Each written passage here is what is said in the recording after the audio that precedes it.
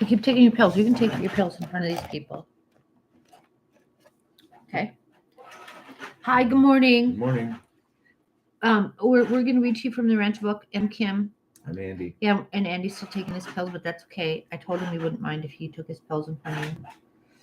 So, okay. So we're going to read the Urantia book. First, we're kind of a hurry because we have to do stuff. Okay, so we have to do like 365 Days Walking the Red Road by Terry Jean. Today is June 27th. This is from Estemaza, an Omaha, who lived from 1818 to 1888. He who is present at a wrongdoing and lifts not a hand to prevent it is as guilty as the wrongdoers. Mm-hmm. Pretty good, right? Yes, very good.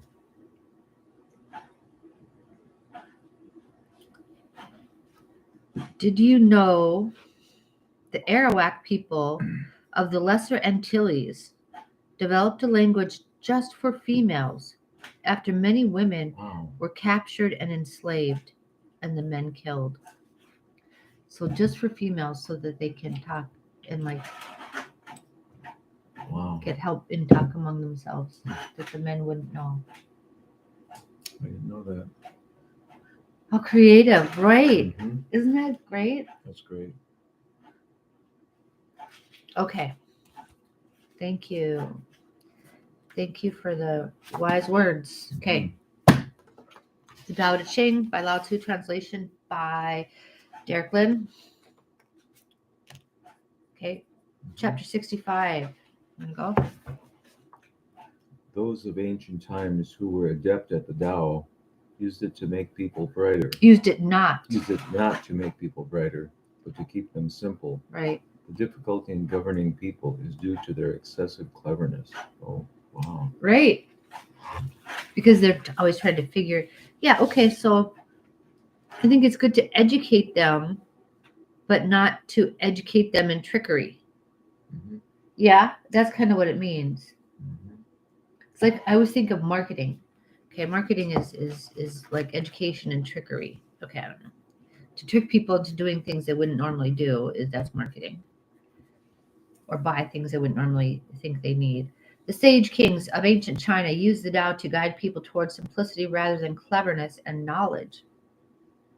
They did so because they understood that cleverness and knowledge would bring desires and deceit, which would in turn lead to complexities and chaos, thus making things more difficult for everyone. So this is something, this says a lot to educators, and I think it says about trust. In order to keep people simple, you have to inspire them to trust so they won't develop ideas about trickery. Mm-hmm. Right? Mm-hmm. So if they trust what's above them, if they trust leaders, and then they don't need to find tricky ways. Mm-hmm. And there's all kinds of learning that can take place in that environment without teaching them, okay, like how do I get a hall pass so I can go smoke in the boys' room with my buddies at 10 o'clock in the morning, right? Mm-hmm. So that's that kind of stuff. Or how do we overthrow the government? You know what I mean? And all that stuff. If you keep a good way, if the leaders keep a good way and inspire the trust of the people, Mm-hmm. right? Then they don't need all that stuff. Right. And we can learn about good things that benefit us. Mm-hmm. And how to be creative that way instead of trying to be creative in methods of destruction. Mm-hmm. Okay, right. Okay, that's right.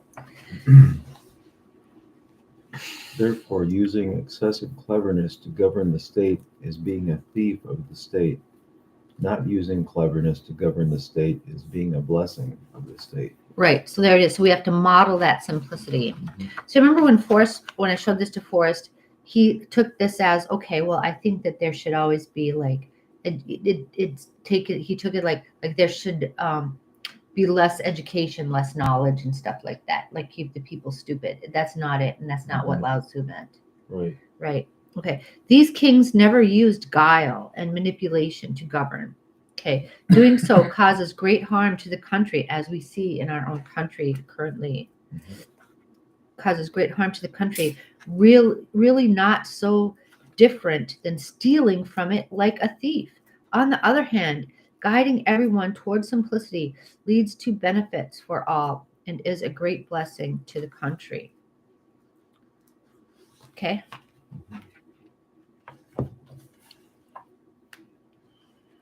Know that those two are both standards. Always knowing these standards is called mystic virtue.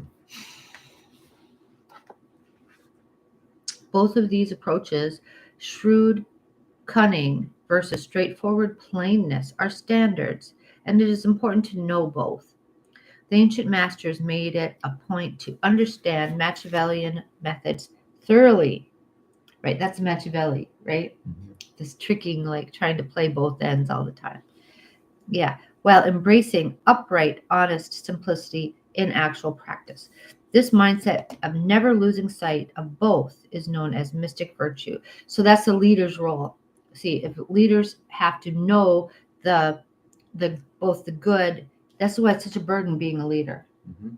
You have to know both the good way and the tricky way, the bad way, in order to protect the people from that trickiness, Mhm. right?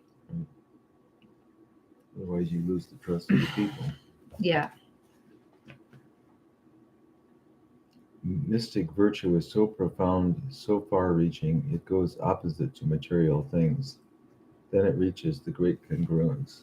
Where it's like around the circle comes to that close. Mhm. The power of mystic virtue is beyond measure. It is both profound in its implications and far reaching in its effectiveness. It runs counter to the tendency to pursue material things and opposite the desire for short term gains. We see it as achieving a state of great congruence because mystic virtue follows nature and is therefore perfectly in tune with the Tao. Think of your life as a sovereign state and yourself as the ruler.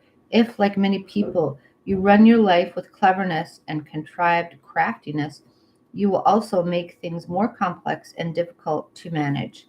A complicated life filled with tension and stress is one where joy has been taken away by none other than yourself. You would thus be the thief who robs your own life of happiness. That's tragic. It's tragedy. Okay. Okay. Okay. Okay, so we're on the Urantia book here. We're on paper 50. We're on section 4, the planetary headquarters and schools. Okay, the Princess Corporeal staff early organized the planetary schools of training and culture, wherein the cream of the evolutionary races are instructed and then sent Excuse me. to teach these better ways to their people.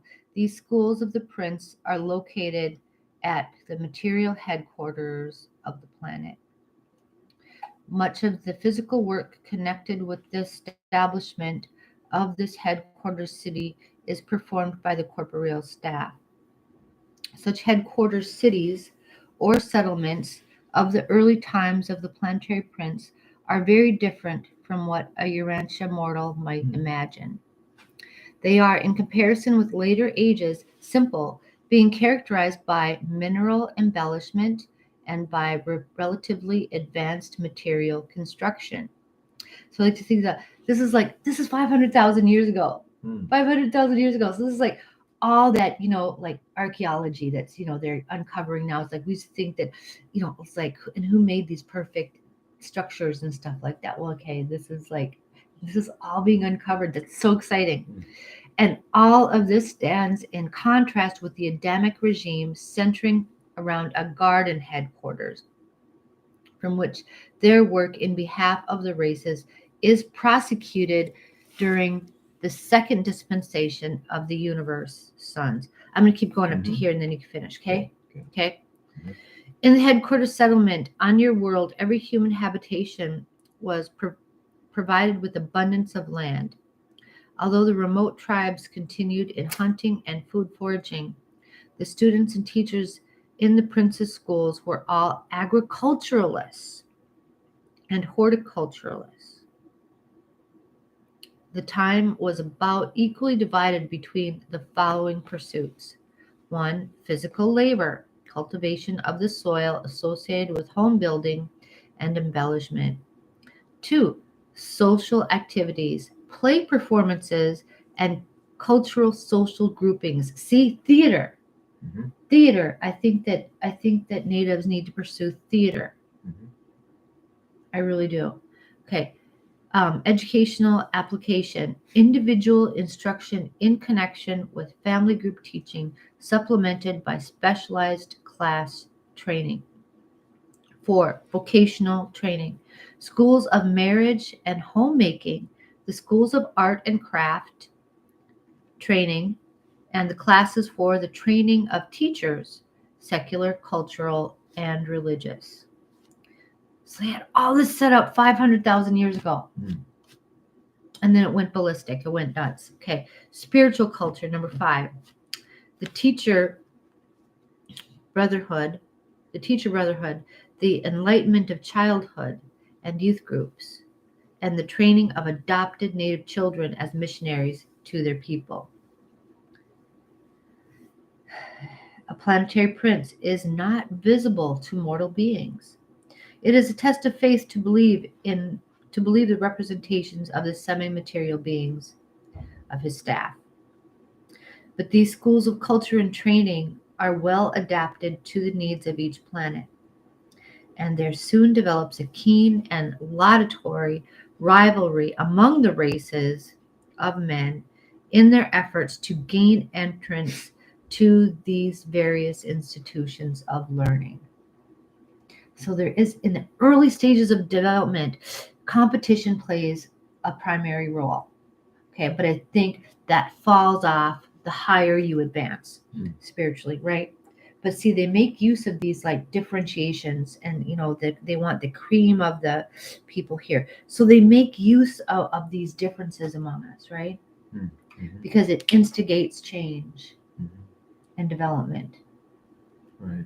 Rather, if everything was born perfect, there'd be if you kept everybody the same and perfect, nobody would have any reason to do anything.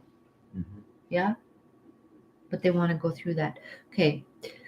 From such a world center of culture and achievement, there gradually radiates to all peoples an uplifting and civilizing influence which slowly and certainly transforms the evolutionary races. Meantime, the educated and spiritualized children of the surrounding peoples who have been adopted and trained in the princess schools are returning to their native groups and, to the best of their ability, are there establishing new and potent careers of learning and culture, which they carry on according to the plan of the prince's schools. Okay, Andrew. And here, Yeah.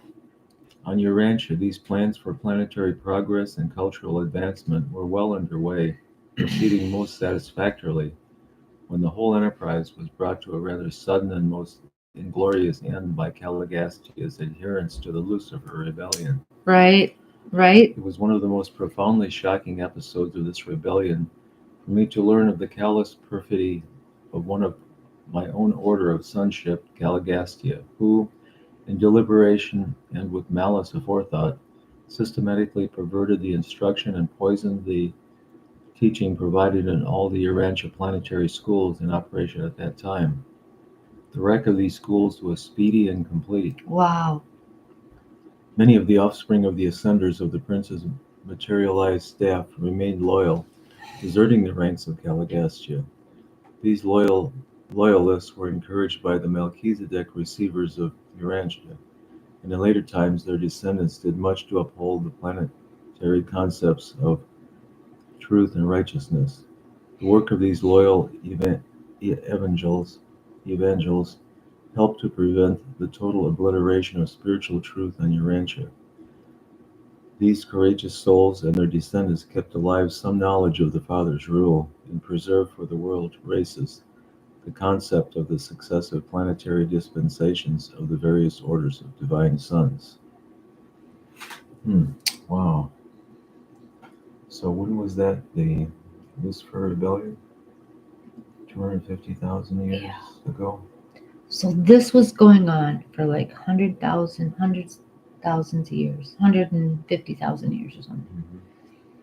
You know, people were advancing and enjoying this as ancient stuff. Before then, gone. Yeah. Wow. Isn't that fascinating? It is. Okay, anyway, we got stuff going on, so we're going to say goodbye to you, lovely people there, and hopefully maybe someday we'll get like viewers. I doubt it, but I don't know. It's like, right. Okay, but this is nice to do this. Yeah. I mean, it makes my day start very nice, very well. Me too. Yeah? Okay, and I'm glad you're here with me. I'm glad you're here with me. Yeah. Okay, bye. Bye now.